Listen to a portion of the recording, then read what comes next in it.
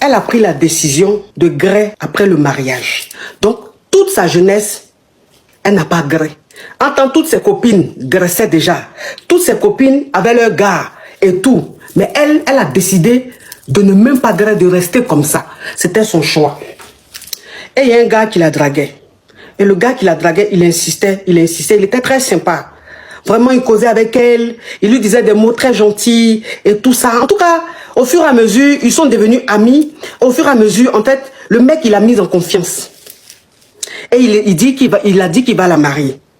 Et il voulait genre, la Beko, lover un peu avec elle et tout. Elle a dit non, non, non, non, non. Que même Beko, même là, elle ne peut pas donner à quelqu'un. C'est-à-dire que tout ça là, ça sera après le mariage, pas avant le mariage.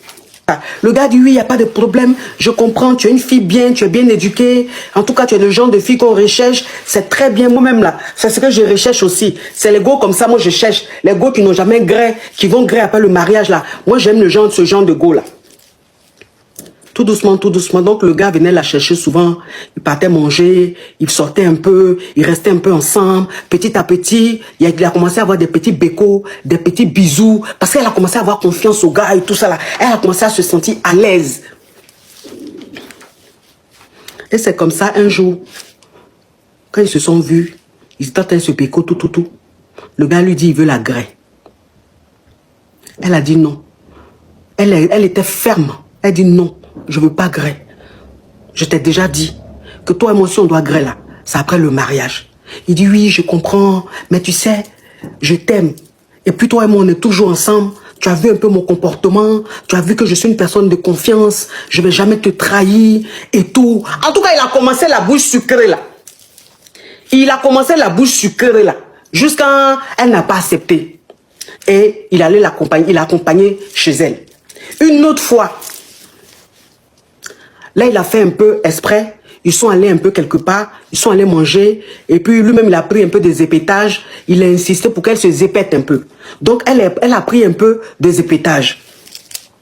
Elle a pris un peu des épétages. Attends, c'est une fille. Elle ne sait pas ce qu'on appelle zépétage. Elle ne se zépétait pas. En fait, c'est une bonne fille. Donc, comme elle était un peu fan du gars, elle a commencé par tomber fan du gars. Vous comprenez un peu? Elle a commencé à tomber fan du gars. Donc, elle était un peu à l'aise avec le gars. Donc, quand le gars lui a dit de se zépéter un peu, elle a pris un petit zépétage. Petit seulement.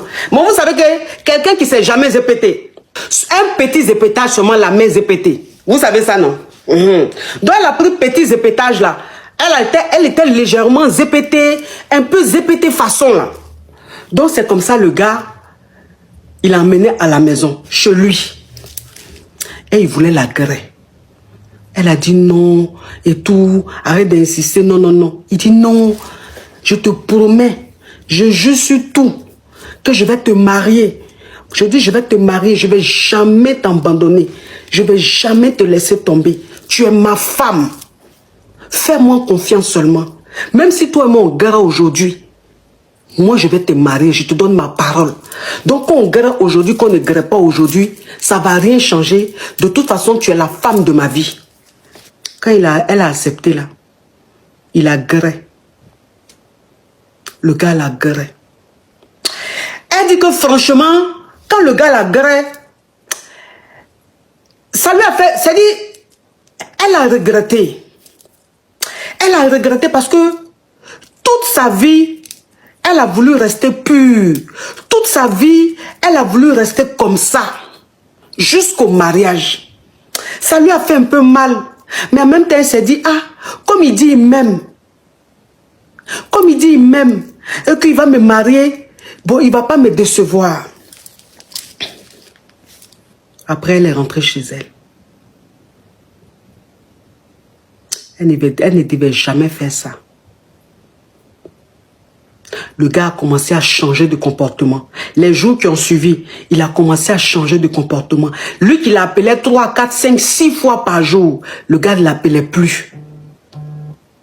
Elle a commencé à se sentir pas bien. Petite nausée, bizarre et tout. Donc elle ne comprenait pas. Et voilà comment sa maman et elle vont à l'hosto. Pour voir pourquoi elle est malade, pourquoi ça ne va pas, pourquoi. Elle s'est arrivée là-bas. qu'ils ont dit qu'elle est en B.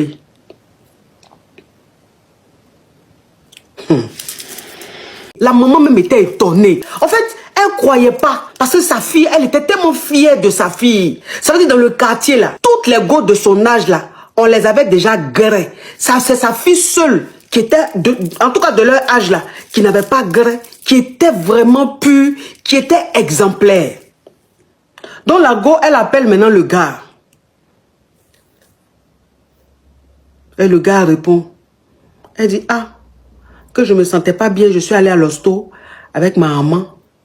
On a fait les trucs là-bas. Je suis en Gbé. Il dit, ah bon? Mais comment ça? Mais comment ça tu es en Gbé? Hein? Mais tu t'es arrangé comment pour être en Gbé, pour tomber en Gbé? Elle dit, mais comment tu peux me parler comme ça? Que la dernière fois, on a gré, une deuxième fois, on a gré. Je t'ai très bien dit que je n'ai jamais gré et que je ne voulais pas gré. Tu as insisté. Mais pourquoi tu me parles comme ça? Ah, mais fallait faire attention, hein? Hein? Fallait faire attention. Commencer à lui parler d'une façon. Donc, les parents de la go lui disent maintenant, celui qui t'a mis en Gbé là, on veut le voir. Celui qui t'a mis en Gbé là, on va le voir sa famille. Parce que il t'a mis en Gbé, il va te marier.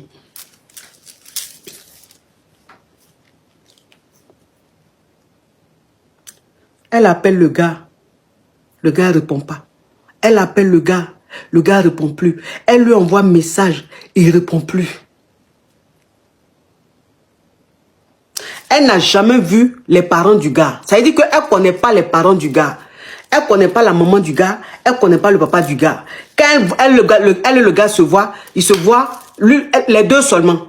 Donc elle ne connaît pas la famille du gars. Pour dire que je sais où sa maman habite, je sais où ses parents habitent, elle ne sait pas. Elle appelle le gars, il ne répond plus. Et les parents maintenant lui mettaient la pression à la maison. Donc elle a appelé sa copine pour lui expliquer. Elle a dit à sa copine de l'aider parce que le gars ne répond plus. Donc si sa copine sait comment faire pour aller chez ses parents, ou bien si sa copine a un numéro qu'on peut joindre, parce que là c'est chaud, elle est en Gbé, ses parents lui disent qu'ils veulent voir la personne qui l'a mis en Gbé, ils veulent voir les parents de la personne. Donc c'est comme ça sa copine, elle en parle à son gars. Et elle fait tout pour que le gars monte chez les parents du gars. Puisque le gars ne répondait plus. Il décrochait plus son appel. Et c'est comme ça, le gars de sa copine là a donné le numéro du papa du jeune. Et c'est comme ça les parents du jeune, de la fille là, ont appelé le papa du gars pour lui expliquer que leur fils a mis leur fille en Gbé.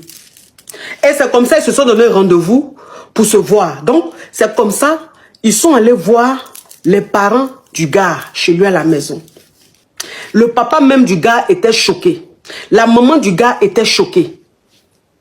Et il y a une chose que le gars a cachée à la go.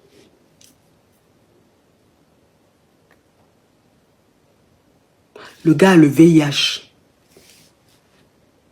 Il a le VIH. Il est malade depuis très longtemps.